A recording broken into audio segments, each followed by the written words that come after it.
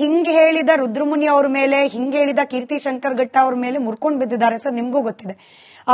ಯಾರು ಮುರ್ಕೊಂಡು ಬಿಡ್ತಾರೆ ಅಂದ್ರೆ ನಾವು ಸುಳ್ಳು ಹೇಳಲಿಕ್ಕಾಗತ್ತಾ?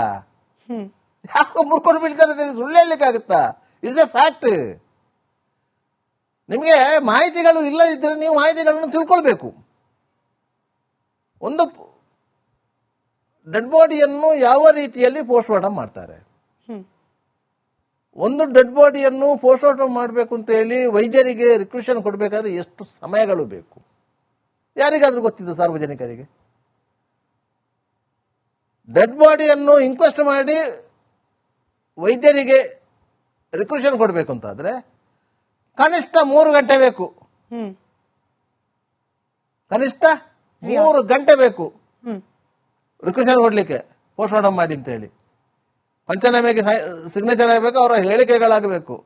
ಅದಕ್ಕಿಂತ ಮೊದಲು ನೀವು ಅರ್ಜೆಂಟ್ ಉಂಟಂತ ಹೇಳಿ ರಿಕ್ವೆಷನ್ ಕೊಟ್ರೆ ಡಾಕ್ಟರ್ ಹೇಳ್ತಾರೆ ಏನು ಜೀವ ಹೇಳಿದ್ರು ನಿಮಗೆ ಅಂತ ಹೇಳಿ. ನಿಮಗೆ ಡಾಕ್ಟರ್ ಯಾವುದರ ಮೇಲೆ ರಿಪೋರ್ಟ್ ಕೊಡುದು ಅಂತ ಎನಿಸ್ಕೊಂಡಿದ್ದೀರಿ? ಪೊಲೀಸರು ಇನ್ಕ್ವೆಸ್ಟ್ ಮಾಡುವಾಗ ಆ ದೇಹದ ಮೇಲೆ ಇರುವಂತಹ ಎಲ್ಲಾ ಗಾಯಗಳನ್ನು ಬರೀತಾರೆ. ಹಣೆಯಲ್ಲಿ ಈ ಗಾಯ ಇದೆ, ಮೂಗಿನಲ್ಲಿ ಈ ಗಾಯ ಇದೆ, ಕಿವಿಯಲ್ಲಿ ಈ ಗಾಯ ಇದೆ, ಬೆನ್ನೆ ಹಿಂದೆ ತರಚು ಗಾಯ ಇದೆ. ಬಟ್ ಕೈ ಮೇಲಿದ್ದ ಗಾಯ ಬರ್ದಿಲ್ಲ ಅಂತ ಹೇಳಿ ವಾದ ಮಾಡ್ತಿದ್ದಾರೆ. ಕೈ ಮೇಲೆ ಗಾಯ ಇರ್ಲಿಲ್ಲಲ್ಲ, ಇಲ್ಲದನ್ನು ಯಾಕೆ ಪೊಲೀಸರು ಬರೀತಾರೆ? ಪೊಲೀಸರು ಬರೆದ ಅಷ್ಟು ಗಾಯಗಳ ಲಿಸ್ಟ್ ಮಾಡಿ ಇನ್ಕ್ವೆಸ್ಟ್ ಅಲ್ಲಿ ಬರೆದು ಮತ್ತೆ ಡಾಕ್ಟರ್ಗೆ ಹೇಳೋದು, ಬಾಹ್ಯವಾಗಿ ತೋರುವಂತ ಇಷ್ಟು ಗಾಯಗಳ ಬಗ್ಗೆ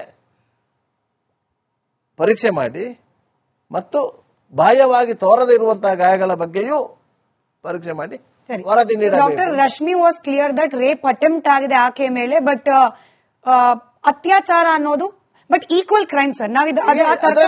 ಅದರಲ್ಲಿ ಡೌಟ್ ಏನಿಲ್ಲ. Crime is equal.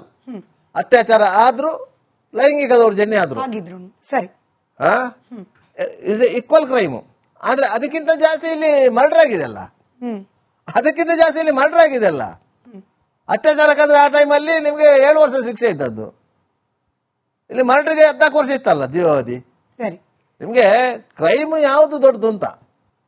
ಸರಿ, ಅತ್ಯಾಚಾರ ಆಗಿ ಮರ್ಡರ್ ಮಾಡಿದ್ರೆ ಇದೇ ಡೆಸೆಂಟೆನ್ಸ್ ಆಗುವಂತ ಕೇಸ್ ಅಲ್ಲ ಇದು. ಪೋಸ್ಟ್ ಮಾರ್ಟಮ್ ಮಾಡಿದ ಡಾಕ್ಟರ್ಗಳ ಮೇಲಿರೋ ಗಂಭೀರ ಆರೋಪಗಳಲ್ಲಿ ಮತ್ತೆರಡು ಅಂತಂದ್ರೆ ಆಕೆಯ ಜೀರ್ಣಾಂಗದಲ್ಲಿದ್ದಂತಹ ಫುಡ್ ಅದನ್ನು ಉಲ್ಲೇಖ ಮಾಡಿದ್ದಾರೆ, ಬಟ್ ಅದನ್ನ ಪರೀಕ್ಷೆ ಕಳಿಸಲಿಲ್ಲ. ಹಾಗೆ ವಜನೈಲ್ ಸ್ವಾಬ್ ಗಳನ್ನ ಕಲೆಕ್ಟ್ ಮಾಡೋ ಪ್ರಮಾಣದಲ್ಲಿ ಕಮ್ಮಿ ಆಯ್ತು, ಹಾಗಾಗಿ DNA ಪರೀಕ್ಷೆ ಫೇಲ್ಯೂರ್ ಆಗೋಯ್ತು ಅಂತ ಹೇಳಿ. ನೋಡಿ, ಅಲ್ಲಿ ರೇಪೇ ಆಗ್ಲಿಲ್ಲ ಅಂತ ಆದ್ಮೇಲೆ ಅಲ್ಲಿ ಯಾರ ಸ್ಪರ್ಮ್ ಅನ್ನು ಕಲೆಕ್ಟ್ ಮಾಡಬೇಕಿತ್ತು ಅವರು? ಸಂತೋಷ್ ರಾವ್ ಆರೋಪಿ, ಅವರು ರೇಪ್ ಮಾಡಲಿಲ್ಲ ಅಂತ ಆದ ಮೇಲೆ, ಅವಳ ವೆಜನಲ್ಲಿ ಸಂತೋಷ್ ರಾವ್ನ ಸ್ಪರ್ಮ್ ಇದ್ದು ಅಂಶಗಳು ಇಲ್ಲ ಅಂತ ಆದ ಮೇಲೆ ಅವ್ರು ಯಾರ ಸ್ಪರ್ಮ್ ಕಳಿಸ್ಬೇಕು? ವೆಜನಲ್ ಸ್ವಾಬ್ ಅದೇ ಯಾರಾದ್ರೂ ಕೇಳಿದಾರ? But procedure is procedure. ಪ್ರೊಸೀಜರ್ ಮಾಡ್ಬೇಕಂತೇನಿಲ್ಲ.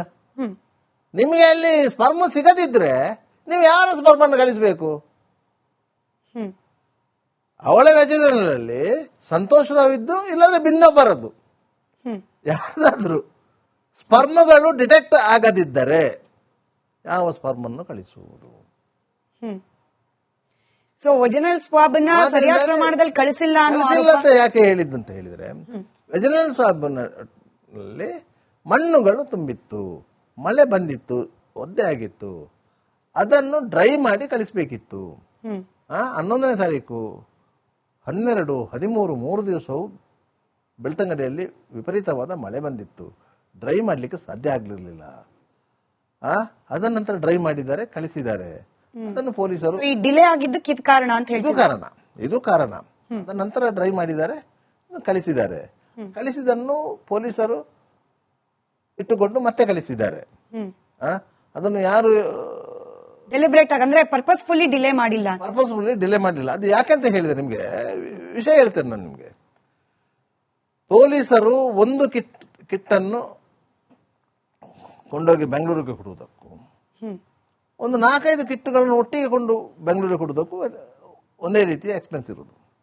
ಯಾಕೆ ಸಾಮಾನ್ಯವಾಗಿ ಅವರಿಗೆ ಇಷ್ಟೇ ದಿವಸದೊಳಗೆ ಅದನ್ನು ಕೊಂಡೋಗಿ ಮುಟ್ಟಿಸಬೇಕು, ಇಷ್ಟೇ ದಿವಸದಲ್ಲಿ ರಿಪೋರ್ಟ್ ತರಬೇಕಂತ ಇಲ್ಲ. ಪೊಲೀಸರಿಗೆ ಆ ರಿಪೋರ್ಟ್ ಯಾವಾಗ ಅವಶ್ಯಕತೆ ಇರುತ್ತದೆ ಅಂತ ಹೇಳಿದ್ರೆ ನಿಮಗೆ ಚಾರ್ಜ್ ಶೀಟ್ ಫೈಲ್ ಮಾಡುವಂತ ಸಂದರ್ಭದಲ್ಲಿ ಅವಶ್ಯಕತೆ ಇರುವುದು. ಇವರು ಕಿಟ್ಟನ್ನು ಒಂದು 4 ದಿವಸ ಲೇಟಾಗಿ ಕೊಟ್ಟರು, FSL ಅವರ ರಿಪೋರ್ಟ್ ಬೇಗ ಕೊಡ್ಲಿಕ್ಕೂ ಸಾಧ್ಯತೆ ಇದೆ. ಇವರು ಬೇಗ ಕೊಟ್ಟರೆ FSL ಅವರ ರಿಪೋರ್ಟ್ ಲೇಟಾಗಿ ಕೊಡ್ಲಿಕ್ಕೂ ಸಾಧ್ಯತೆಗಳಿವೆ. ಸರಿ. ಅದು ಇಲ್ಲಿ ಕೌಂಟ್ ಆಗುದಿಲ್ಲ, ಅದು ಇಲ್ಲಿ ಲೆಕ್ಕಕ್ಕೆ ಬರುವುದಿಲ್ಲ. ಪೋಸ್ಟ್ ಮಾರ್ಟಮ್ ಪ್ರೊಸೀಜರ್ ಅಲ್ಲಿ ಎಲ್ಲೂ ಲ್ಯಾಪ್ಸ್ ಇಲ್ಲ ನಿಮ್ಮ ಪ್ರಕಾರ? ನನ್ನ ಪ್ರಕಾರದಲ್ಲಿ ಪೋಸ್ಟ್ ಮಾರ್ಟಮ್ ಪ್ರೊಸೀಜರ್ ಅಲ್ಲಿ ಲ್ಯಾಪ್ಸ್ ಇಲ್ಲ. ಸರಿ, ಆಯ್ತಲ್ಲ. ಮತ್ತೆ ಅವಳು ಫುಡ್ ತಗೊಂಡಿದ್ದಾಳೆ ಅಂತೇಳಿ ಅವಳದು ಡೈಜೆಷನ್ ಆಗಿಲ್ಲ ಅಂತ ಅವರು ಹೇಳಿದ್ದಾರೆ ಅಂತ ಹೇಳಿ. ಮತ್ತೆ ಸಾಧಾರಣವಾಗಿ ಡಾಕ್ಟರ್ಗಳು ಆದಮು ಮತ್ತು ರಶ್ಮಿ ಅವರನ್ನು ನಾನು ಬ್ಲೇಮ್ ಮಾಡುವುದಲ್ಲ. ನಾನು ಇಂಥ ಒಂದು 100 ಪೋಸ್ಟ್ ಮಾರ್ಟಮ್ ಮಾಡಿದಂಥ ಡಾಕ್ಟರ್ಗಳ ರಿಪೋರ್ಟ್ಗಳನ್ನು ನೋಡಿದ್ದೇವೆ, ಕೇಳಿದ್ದೇವೆ. ಅದರಲ್ಲಿ ಒಂದು ಕಾಲಮ್ ಇದೆ, ಆಹಾರ ಜೀರ್ಣವಾಗಿದೆಯೋ ಇಲ್ಲವೋ ಅಂತ. ಇಷ್ಟೇ ಇರೋದು, ಆಹಾರ ಜೀರ್ಣವಾಗಿದೆಯಾ ಇಲ್ಲವ. ಅದಕ್ಕೆ ಇವರು ಜೀರ್ಣ ಆಗಿಲ್ಲ ಅಂತ ಬರೆಯುವುದು, ಜೀರ್ಣ ಆಗಿಲ್ಲ ಅಂತ ಹೇಳಿ. ಡೆಲಿಬ್ರೇಟ್ ಆಗಿ ಅಂದ್ರೆ ಪರ್ಪಸ್ಫುಲಿ ಡಿಲೇ ಮಾಡಿಲ್ಲ. ಪರ್ಪಸ್ಫುಲಿ ಡಿಲೇ ಮಾಡಲಿಲ್ಲ. ಅದು ಯಾಕಂತ ಹೇಳಿದ್ರೆ ನಿಮ್ಗೆ ವಿಷಯ ಹೇಳ್ತೇನೆ ನಾನು ನಿಮ್ಗೆ.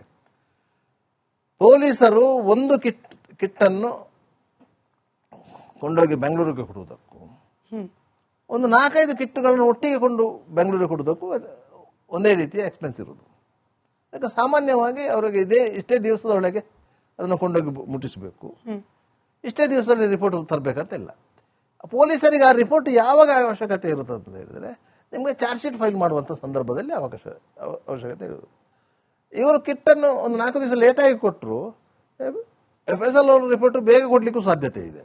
ಇವರು ಬೇಗ ಕೊಟ್ಟರೆ FSL ಅವರ ರಿಪೋರ್ಟ್ ಲೇಟಾಗಿ ಕೊಡ್ಲಿಕ್ಕೂ ಸಾಧ್ಯತೆಗಳಿವೆ.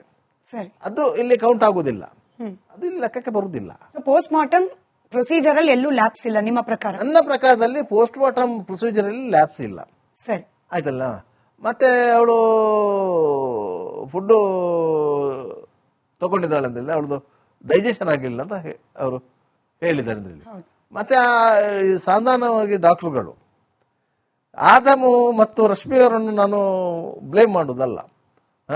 ನಾನು ಇಂಥ ಒಂದು 100 ಪೋಸ್ಟ್ ಮಾರ್ಟಮ್ ಮಾಡಿದಂಥ ಡಾಕ್ಟರ್ಗಳ ರಿಪೋರ್ಟ್ಗಳನ್ನು ನೋಡಿದ್ದೇವೆ, ಕೇಳಿದ್ದೇವೆ. ಅದರಲ್ಲಿ ಒಂದು ಕಾಲಮ್ ಇದೆ, ಆಹಾರ ಜೀರ್ಣವಾಗಿದೆಯೋ ಇಲ್ಲವೋ ಅಂತ. ಇಷ್ಟೇ ಇರೋದು, ಆಹಾರ ಜೀರ್ಣವಾಗಿದೆಯಾ ಇಲ್ಲವ. ಅದಕ್ಕೆ ಇವರು ಜೀರ್ಣ ಆಗಿಲ್ಲ ಅಂತ ಬರೆಯುವುದು, ಜೀರ್ಣ ಆಗಿಲ್ಲ ಅಂತ ಹೇಳಿ.